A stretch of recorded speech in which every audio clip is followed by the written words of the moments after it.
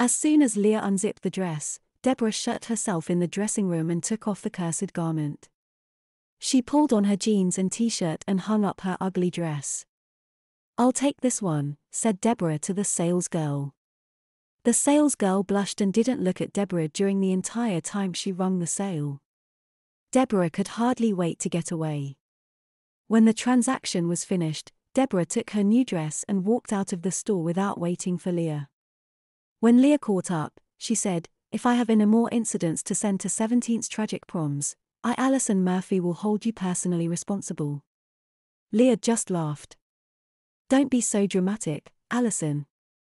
Deborah looked at her nails and sighed. The polish matched her dress, but it was the ugliest shade of green and yellow she had ever seen.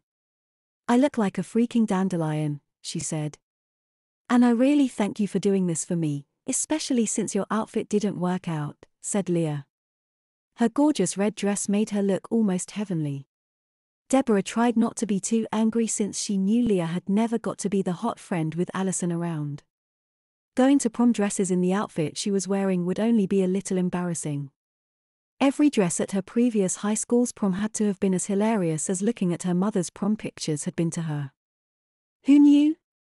Maybe the garish dress she was forced to wear would look styling when she went back to look at it in the future, why everyone else would look foolish. At least her hair was coiffed professionally. Leah looked beautiful and she hoped prom would be perfect for her.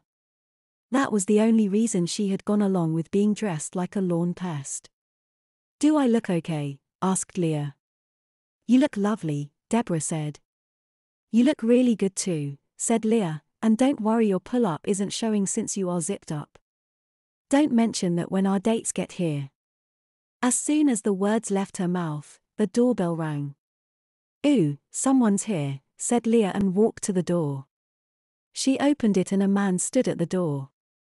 He dressed sharp, his brown hair was short and trim, and he was broad at the shoulder. He held a wrist corsage in his hand and he smiled. His tuxedo might have been a little tight and he had a light line scarred his tanned face, but he was almost like a god. "I hope you are not James," said Deborah. "I'm Derek Stevens," he said. "You must be Alison." "Of course it's Derek," said Leah. "You know who James is. I got you a corsage." He held up a box. "I didn't know what color dress you would wear, so I got red." He looked at her dress and just shook his head.